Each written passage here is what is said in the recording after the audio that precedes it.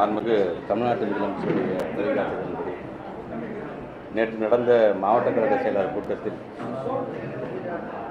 ஏறத்தாழ வெளிநாடுக்கு சென்ற பிறகு 15,500 கோடி ரூபாய்க்கு அதிகப்படியான முதலீடுகளை பெற்றது.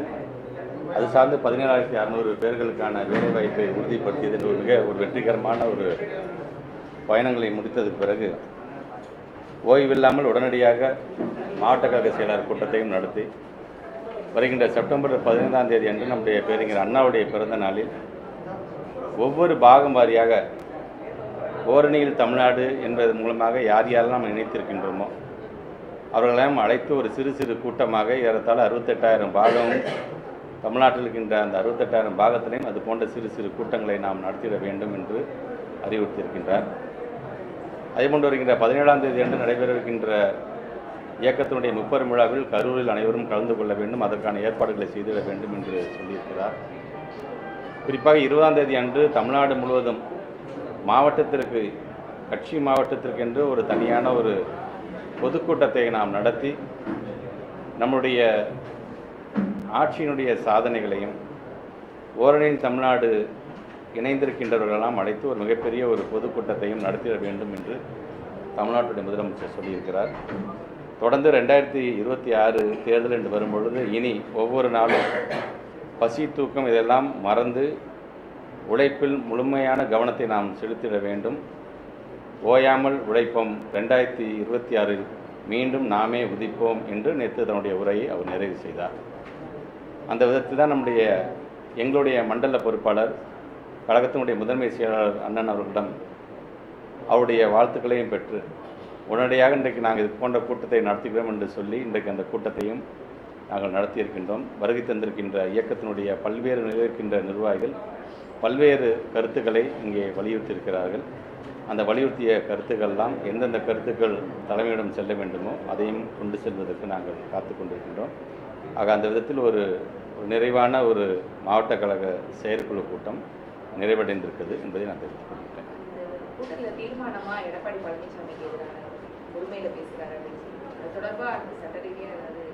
சட்ட ரீதியாக அரசியல் என்று வரும்பொழுது அது ஒரு நாகரிகம் தேவைப்படுகின்றது. அப்படி இருக்கும்போது அந்த எதிர்க்கட்சிக்காரர்கள் கண்டிப்பாக எலெக்ஷன் நேரம் வரும்பொழுது ஒரு ஆளுங்கட்சியை எதிர்த்து பேசுவது என்பது அது வழக்கம் தான், எல்லாருமே பண்ணுறது தான். ஆனால் அது ஒரு நாகரிகம் இல்லாமல் அது ஒருமையில் பேசும் பொழுது, ஏன்னா அவரும் ஒரு முன்னாள் ஒரு முதலமைச்சராக இருந்திருக்கார், ஒரு மிகப்பெரிய இயக்கத்தினுடைய பொதுச் செயலராகவும் இருக்கக்கூடியவர்.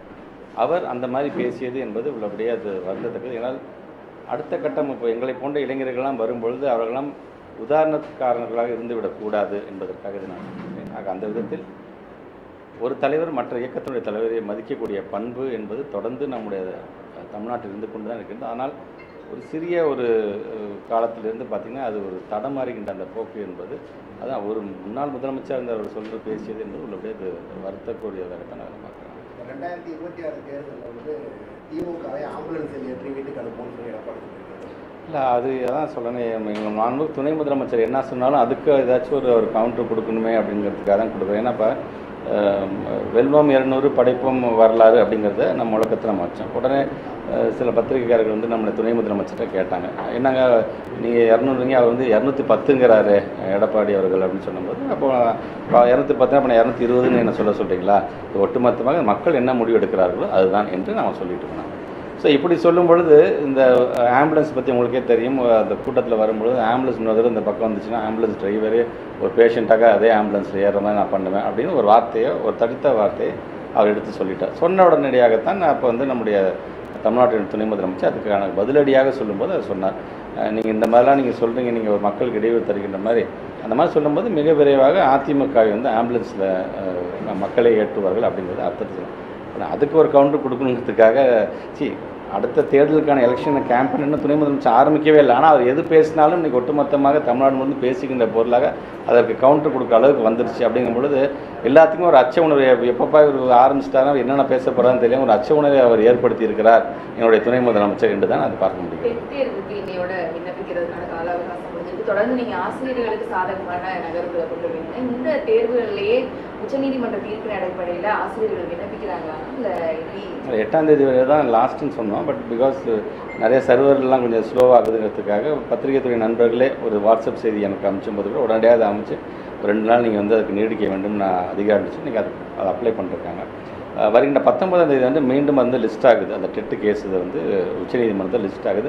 அன்றைக்கு என்ன அது சார்ந்த முடிவு எடுக்கப்படும், சொன்ன ஜட்ஜ்மெண்ட்டில் என்ன மாதிரியான இன்டர்பிரிட்டேஷன் இருக்குது, அது எந்த மாதிரியான வார்த்தைகள் எத்தனை மாதிரி அர்த்தங்கள் புரிந்து கொள்ளப்பட்டது, இல்லை நாங்கள் இப்படி தான் சொல்ல வந்திருக்கோம் அப்படின்னு அவங்க என்னைக்கு அங்கே என்ன பேச வருகிறார்களோ அது சார்ந்து நம்முடைய கவுண்டர் பார்ட் அதுக்கு வந்து ஆர்கியூ பண்ணுவாங்க. அது சார்ந்து ஒரு நல்ல முடிவை நான் ஏற்கனவே சொன்ன மாதிரி தான் அனுபவம் வாய்ந்த ஆசிரியர்கள் யாரையும் கைவிட்டு விடாமல் அவர்கள் அனைவரையும் அரவணைக்கிறதுக்கு என்னென்ன பணிகளை செய்வோமோ அதை கண்டிப்பாக அதை நாங்கள் செய்வோம். அதே சமயம் மக்கள் வந்து டெட் எக்ஸாம் எழுதலாமே ஆசிரியர்களும், ஏன்னா அப்டேட் ஆகிட்டு வர எஜுகேஷன் சிஸ்டம். இல்லை, நாங்கள் ஒரு தீர்ப்பு வந்து 72 மணி நேரத்தில் கிட்டத்தட்ட 36 சங்கங்களை சார்ந்து பேசும்போது ஒரு சங்கத்துக்காரங்க கூட நாங்கள் எழுதவே மாட்டேன்னு சொல்லவே இல்லை. சார் நாங்கள் எழுதுறதை நாங்கள் காத்து கொண்டு தான் இருக்கிறோம்னு சொல்லும்போது தான் நாங்கள் சொன்னால் கவலைப்படாதீங்க, ஒரு பக்கம் சட்ட ரீதியாக நாங்கள் போராடும், இன்னொரு பக்கம் டெட் நடத்துறதுக்கு என்னென்ன வேலையெல்லாம் சொன்னால் அது டெட்டாக நடத்த போகிறோமா இல்லை ஸ்பெஷல் டெட்டாக நடத்த போகிறோமா. அப்படி ஸ்பெஷல் டெட்டு ஏற்கனவே ஒரு முறை நம்ம வந்து கணினியாசிரியர்கள் நடத்தியிருக்கிறோம். இன்றைக்கி அந்த ஸ்பெஷல் டெட்டுங்கிற பேரில் நடத்தினா திருப்பி யாராச்சும் ஒருத்தர் வழக்கு யாராச்சும் ஒரு ஸ்டேன்னு போனால் திருப்பி இவங்களுக்கு எதிர்காலம் கேள்விக்குறியாடக்கூடாதுங்கிறது எல்லாத்தையும் நம்ம அனலைஸ் பண்ண வேண்டிய ஒரு சூழல் தான் இருக்கணும். ஏற்கனவே நம்முடைய வழக்கறிஞர் அண்ணன் நாடாளுமன்ற உறுப்பினர் அண்ணன் வில்சன் அவர்கள்ட்டையும் இது சார்ந்து நாங்கள் தொடர்ந்து நாங்கள் பேசிட்டு தான் இருக்கிறோம். நான் ஏற்கனவே சொன்ன மாதிரி தமிழ்நாட்டு முதலமைச்சர் ஜெர்மனி லண்டனில் இருந்தாருன்னு சொன்னால் அவரே ஏற்கனவே ஒரு மீட்டிங் வந்து கான்ஃபரன்ஸ் காலில் போட்டு தான் இது சார்ந்து ஒரு தெளிவான ஒரு முடிவை நாங்கள் முடிச்சிருக்கோம். கண்டிப்பாக அனைத்து ஆசிரியர் பெருமக்களும் என்ன நல்லது நடக்குமோ அந்த நல்லது நடக்கிறதுக்கான காரியம்.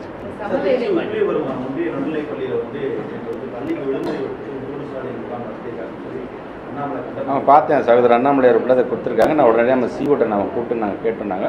அந்த டிஓ வந்து தனிப்பட்ட முறையில் ஏதோ வந்து சிஓட்டே கலைக்காமல் பண்ணது மிக மிக தவறு. அஸ் அ ஸ்கூல் எஜுகேஷன் மினிஸ்டராக கண்டிப்பாக இதை நானுமே ஏற்றுக்கொள்ள மாட்டேன். ஏன்னா ஒரு ஸ்கூலுக்கு லீவ் விடுறதுனா கூட ரொம்ப நம்ம யோசித்து ரொம்ப மழை பெஞ்சால் மட்டும்தான் லீவ் விடணும். ஏன்னா எங்களுக்கான டைமே பார்த்திங்கன்னா ஒரு வருஷத்துக்கு 200 நாட்கள் தான். 200 நாட்களில் பிள்ளைங்களுக்கு நாங்கள் பாடம் நடத்தி அவங்க காலாண்டு தேர்வில் அரையாண்டு முழாண்டு தேர்வுக்கு தயார்படுத்துறது என்னோட வேலை. அதில் இந்த மாதிரி வந்தது என்று சொல்லும்போது இனி அந்த மாதிரியான எந்த ஒரு தவறும் நடக்காமல் இருக்க வேண்டும் என்பதை கலெக்டர் மூலமாக நாங்கள் எடுத்து நாங்கள் சொல்லியிருக்கிறோம். நடத்த வேண்டும் என்று சொன்னால் அங்கே சமுதாய கூடம் இருக்கின்றது, அது சார்ந்து பொது இடங்கள் இருக்கின்றது, அங்கே நீங்கள் நடத்துங்க.